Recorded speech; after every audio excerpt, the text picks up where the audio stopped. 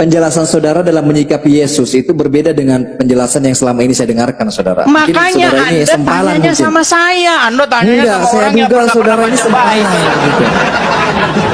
Bagaimana? Sempalan Kristen.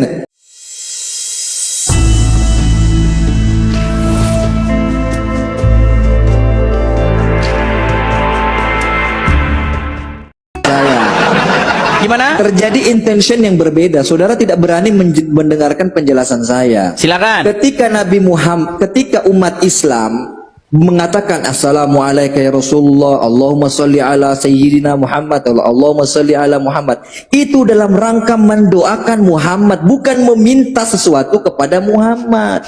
Bedakan, saudara.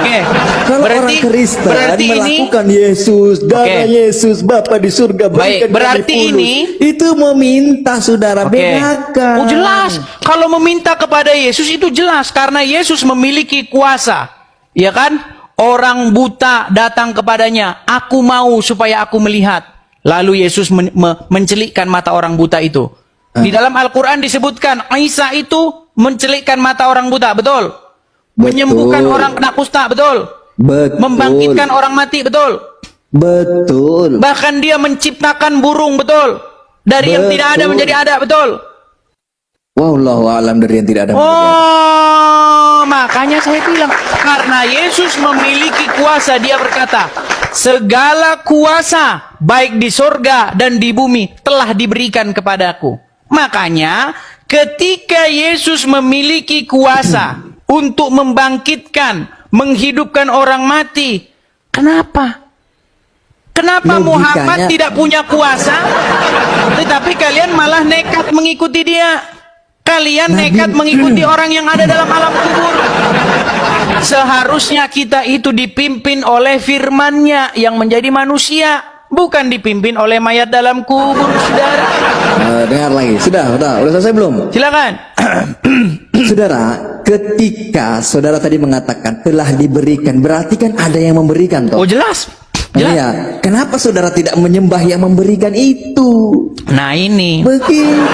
Baik. Sekarang saya tanya Anda, yang Anda maksud menyembah itu apakah begini-begini? Ya, ini? termasuk. Nah, makanya saya bilang kami tidak begitu. Tidak begitu. Apa sih yang dimaksud dengan penyembahan di dalam iman kami? Ya, di dalam bahasa Ibrani-nya sebenarnya itu bukan menyembah, yang Anda maksud itu beribadah. Kenapa Anda tidak beribadah kepada Bapa di sorga saja? Kenapa Anda beribadah kepada Yesus? Makanya saya kasih tahu pengertian ibadah itu apa. Ibadah itu bahasa Ibrani-nya dari kata avodah. Apa itu avodah? Avodah itu merupakan melakukan pekerjaan yang disuruhkan kepadanya. Itu artinya, arti daripada avodah. Contohnya begini, ya. Bapa di surga memerintahkan, tolong kamu jangan mencuri, jangan berzina, jangan bersaksi dusta, kasihilah sama manusia. Nah, itu ketika Anda lakukan, itulah yang disebut dengan avodah, melakukan apa yang diperintahkan kepadanya, menghambakan diri maksudnya. Dari kata abdi atau hamba, di dalam Al-Quran itu katanya ibadah. Avodah bahasa Ibraninya, penghambaan diri. Nah, sekarang begini, bagaimana cara saya menghambakan diri kepada Bapa, beribadah kepadanya? Caranya saya harus menghambakan diri kepada perkataannya, firmannya. Loh? Bagaimana cara saya patuh kepada Bapa di surga? Caranya patuh kepada firman-Nya. Seperti orang Islam juga lakukan. Bagaimana caranya taat kepada Allah? Harus mentaati firman-Nya. Itu cara taat kepada Allah, itu caranya taat kepada firman-Nya. Nah, cara taat kepada Bapa di surga itu taat kepada firman-Nya. Dan firman-Nya itu telah menjadi manusia dan tinggal di tengah-tengah kita. Namanya Yesus. Makanya peribadahan kepada Yesus, ketaatan kepada Yesus, itu adalah bentuk ketaatan kepada Bapa di sorga. Nah, sekarang Yesus sudah naik ke sorga, diutus lagi yang namanya Roh Kudus, supaya tinggal di hati manusia. Nah, ketaatan kepada Roh Kudus itu bentuk ketaatan kepada Bapa di sorga. Jadi Yesus dan Roh Kudus itu bukan Tuhan lain, bukan suatu otoritas lain. Jadi beribadah kepada Yesus atau Roh Kudus, atau ketaatan kepada Yesus dan kepada Roh Kudus, bukan ketaatan kepada ilah lain atau Allah lain. Nah, yang orang Islam lakukan justru sebaliknya. Orang Islam taat kepada Allah dengan cara taat kepada Muhammad. Nah, Ini makanya saya penjelasan bilang saudara. baik Allah dan Muhammad itu Allah lain, ilah Penjelasan lain. saudara mengenai Begitu.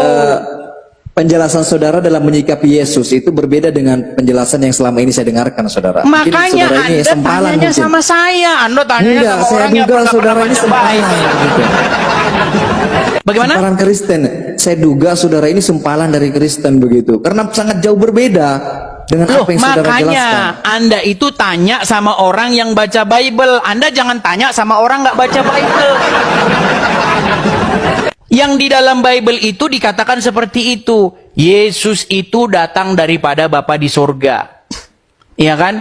Dia itu otoritas yang datang daripada Bapa di sorga. Jadi penghambaan diri kepada Yesus itu penghambaan diri kepada Bapa. Makanya di dalam Bible itu nih, saya katakan. Nih ya, saya bacakan ayatnya nih. Biar Anda mengerti. Iya, iya. Kita pakai ayat, saudara-saudara ya, nih. Sambil Anda bicara, nggak apa-apa. Sambil Anda bicara. Ngapain saya bicara nggak didengarkan? Lanjut aja, saya dengarkan dulu. Nih ayat ya, saya bacakan ya, nih. Ah.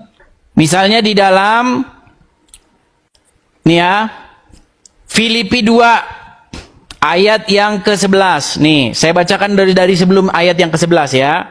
Misalnya, di ayat yang nih, 10. Nih, supaya dalam nama Yesus bertekuk lutut segala yang ada di langit dan yang ada di bumi dan yang ada di bawah bumi. Dan segala lidah mengaku Yesus Kristus adalah Tuhan bagi kemuliaan Allah Bapa. Jadi, ketika semua menaklukkan diri kepada Yesus, itu adalah bentuk penaklukan diri kepada Bapa di sorga. Makanya, ketika semua orang mentaati firman Allah, artinya semua orang itu sedang mentaati Allah. Karena firmannya Allah itu adalah pengejawantahan daripada Allah itu. Makanya ketika Anda baca Al-Quran, Anda itu seolah-olah sedang membaca apa yang disuruh-suruhkan Allah. Ya kan? Ketika orang Muslim taat kepada firman Allah, bukankah itu sama dengan taat kepada Allah? Jadi ketika kami taat kepada firman yang datang sebagai manusia, sebenarnya kami telah taat kepada Bapa di sorga. Jadi bukan ilah lain, jadi bukan Tuhan lain, tetapi Tuhan atau ilah atau otoritas yang datang daripada Bapa di sorga. Kalau Anda nggak ngerti lagi, Anda terlalu. Saya berusaha untuk. Silakan. Oke, saya bicara ya. Silakan. Terima kasih. Ya, penjelasan Edis ini bagi saya suka sekali. Dia menjelaskan dengan baik, dengan mudah dimengerti atau masuk akal lah penjelasannya. Akhirnya kan Pak Ustadz ini akhirnya dia mendengarkan dengan baik. Ya, semoga Bapak ini nanti dia dengan belajar Alkitab akhirnya jadi ya percaya kepada Tuhan Yesus. Bercanda ini hanya kiranya aja, semoga. Kan kita nggak tahu ya pilihan Tuhan itu apa. Kita next pada video kedua. Saya punya tema yang bagus tentang itu. Nah ini kan, buktikan Quran kitab yang jelas. Siapa yang disalib kalau bukan Isa? Nah gini bang, saya tanya dulu sama abang. Tadi kan abang mengatakan bahwa Isa itu adalah Yesus ya? Ya. Ah, saya tanya sama abang. Kalau Isa adalah Yesus, berarti Anda berkeyakinan bahwa Isa atau Yesus itu tidak disalibkan? Yang saya tahu di Islam ini, abang mungkin dah tahu nah cerita ini. Saya bacakan ayatnya. Wa qaulihim, ya, dan karena ucapan-ucapan mereka.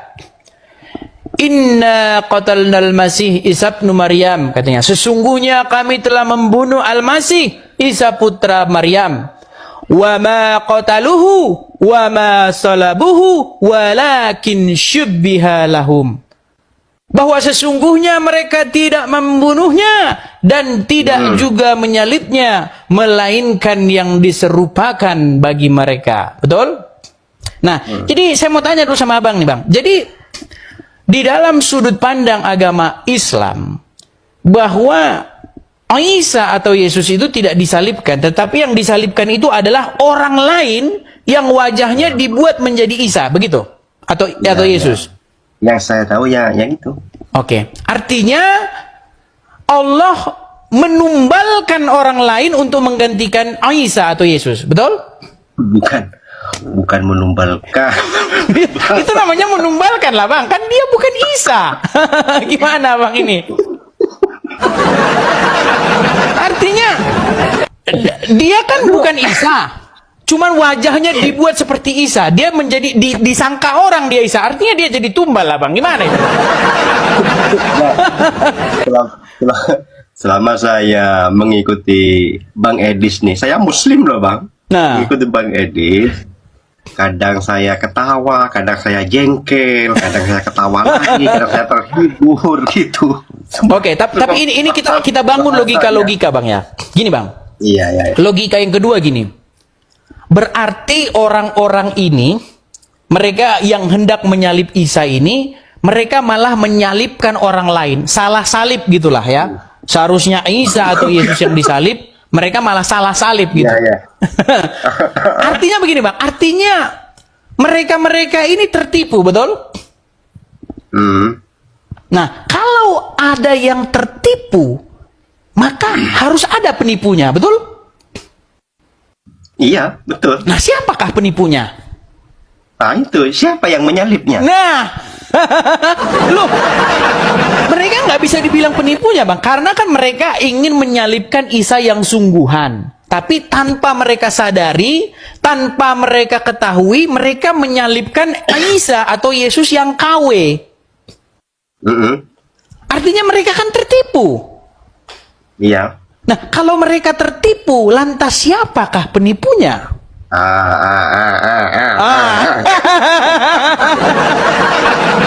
Saya nggak mau ngomong, Bang, nanti saya kena penistaan.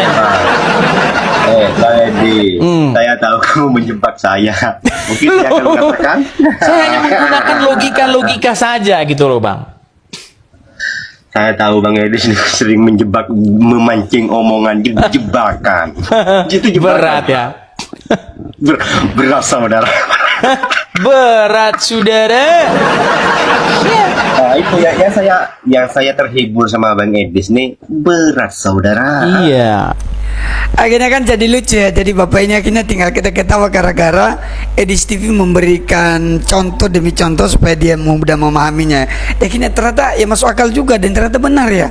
Mungkin dia baru menyadari hal itu ya. Waduh, tapi Edis TV ini pemahamannya juga bagus ya. Oke, kita nonton video ketiga. Nah, gini Bang Ihsan. Ini banyak yang menuduh Anda ini katanya settingan, bahwa Anda itu ini hanya settingan, bukan Islam beneran. Gimana? Apakah Anda setuju kalau kita kasih naik satu Muslim? Ya, itu tidak mau saya berdebat Pak Edis ya. Cuman saya mengatakan kalau saya bukan Islam pasti saya tidak tahu membaca huruf Arab. Tapi kalau saya sampai sekarang memang saya tidak tahu bahasa Arab, hanya bisa membaca. Dan itu semua bisa saya hafal-hafal huruf Al-Quran. Kalau Yasin, tapi jangan semua ya, tapi yang pertama aja.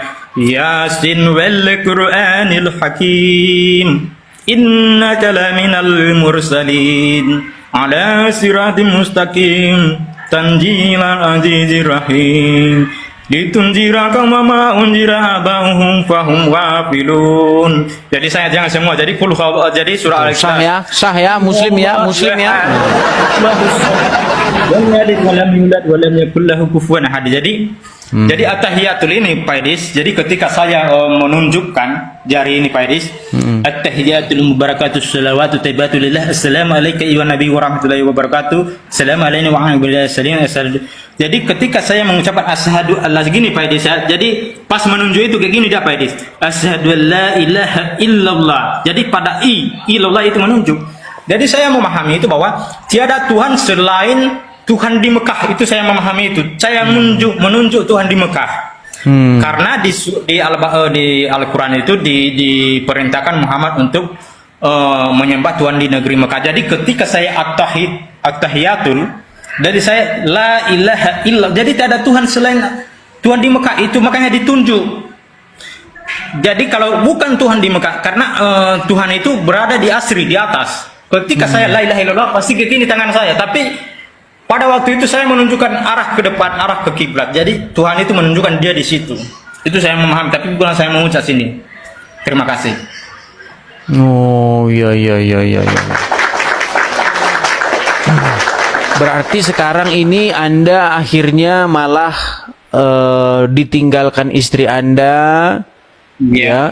Anak-anak Anda pun akhirnya malah juga ikut kepada istri-istri ya. Ya inilah memang ya teman-temannya jalan Ya hidup. mungkin saya kalau ayat sholat Pak Edis ya ketika Allahu Akbar kabira walhamdulillahi katsira wa subhanallahi bukratan wa asila inni wajhtu wajhiya lillahi fadara samawati wa ardi hanifan minal wa ma ana musyrikin inna salati wa nusuki wa mahyaya wa mamati lillahi rabbil alamin. Jadi itu jangan sampai selesai ya. Jadi pokoknya ada bukti untuk bahwa kalau mereka tidak settingan, saya tidak mungkin tahu bahasa ini. Saya tidak ada membaca-baca di sini, tidak ada. Tapi saya hafal di kepala saya, udah hafal semua. Iya, karena memang begitu Bang. Karena kalau tandanya orang Islam itu memang menurut orang-orang Islam haruslah bisa atau mengucapkan huruf-huruf Arab. Ya, memang seperti itu. Dan iya memang seperti itu ya teman-temannya, jalan hidup itu memang seperti itu. Banyak juga orang-orang Islam yang lain ya yang meninggalkan Islam akhirnya memang menanggung hal-hal seperti yang Anda tanggung sekarang ini, seperti itu. Banyak cerita-cerita muslim yang lain yang juga seperti itu. Akibat dia meninggalkan Islam, akhirnya apa? Dia meninggalkan keluarganya dan lain sebagainya, seperti itu. Jadi teman-teman, dari Pak Ishak ini kita lihat bahwa ternyata dia ini ada tuduhan bahwa dia settingan, karena ternyata memang dia ini mantan muslim, tapi dia sungguh-sungguh sebelumnya dia orang muslim yang sungguh-sungguh. Tadi kan dia menghafal, dia tahu semuanya lah, banyak yang dia tahu. Dan mungkin orang-orang tidak percaya ketika dia percaya kepada Tuhan Yesus. Bisa jadi seperti itu. Kalau ada saya yang salah, silakan berikan komentar. Oke, kita nonton video yang terakhir. Bohong, bisa jadi bohong semua, betul. Ini pernah kemarin Bang saya nonton live-nya, Anda mengatakan bahwasanya Islam itu ribet, ya kan? Duh, memang ribet Bang. Coba sekarang saya tanya Anda. Pagi-pagi sebentar. Anda kan bilang mau saya buktikan kan? Mau saya buktikan bahwa Islam itu ribet kan? Oke. Sekarang saya tanya kepada Anda. Kenapa Anda harus begini-gini? Harus gini-gini? Harus begini-begini? Duduknya juga kakinya harus begitu. Kenapa? Ribet banget. Kenapa Anda harus ambil air sedot-sedot 3 kali, diembus-embusin 3 kali? Kenapa? Biar ngapa? Coba jelasin. Mau bagaimana? Ketika Anda bangun pagi, mengambil jawaban yang air bagaimana? wudhu, Anda kan bangun pagi-pagi ambil air wudhu, betul? Nah, kemudian air itu Anda hirup 3 kali, betul nggak?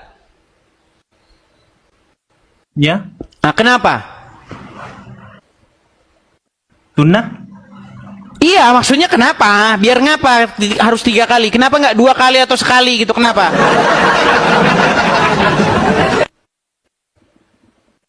Hah? Tapi 3 kali sunnah.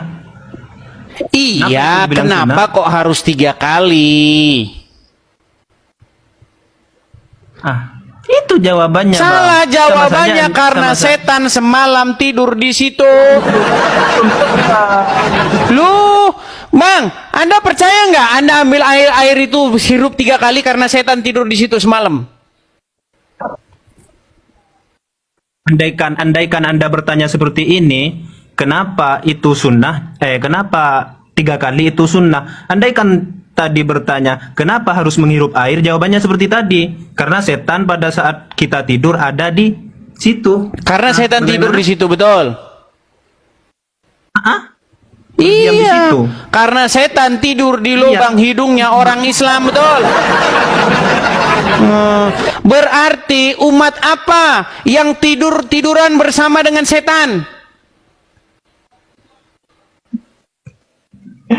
Ditanya kok umat apa, umat agama apa yang tidurnya bersamaan dengan setan? Umat agama apa? Iya, karena hidupmu tidak beraturan. Gimana ini? Dia yang tidur dengan setan, saya yang disalahin. Sungguh kamu termasuk orang yang nekat, namun kamu tiada mengetahuinya. Oke lah, kita kasih kesempatan kepada muslim yang lain nih bang ya. Bagi kamu tidak masuk akal. Kok tidak masuk akal sih? Oke, sekarang saya tanya, ini yang masuk akal nih, ini masuk akal. Seseorang yang terlambat bangun untuk sholat subuh, menurut Muhammad gara-gara apa? Gara-gara kecapean? Gara-gara tidurnya terlalu malam? Atau gara-gara apa menurut Muhammad? Apanya yang gara-gara? Saya ulangi sekali lagi, ini kalau Anda masih nggak nyambung, memang itulah alasan Anda masih jadi orang Islam. Dengar. Menurut Muhammad, apa yang menyebabkan seseorang terlambat bangun subuh untuk sholat, untuk mengerjakan sholat subuh? A. Karena dia terlalu lelah. B. Karena dia tidurnya terlalu larut malam. Atau karena apa? Lalai dia, Bang. Bukan itu, karena setan kencing di hidungnya, di telinganya. Itu kata Muhammad. Gimana? Percaya nggak? Karena setan kencing di telinga, makanya orang terlambat bangun subuh. Percaya atau enggak? Senyum-senyum saja dia sudah. Ya. Oke lah, kita kasih kesempatan kepada muslim yang lain ya. Nanti banyak lagi yang inbox saya. Kamu berani yang lawan orang awam, lawan tuh Ustadz Adi Hidayat Abdul Somad. Adi Hidayat Abdul Somad udah saya tantang-tantang tidak berani.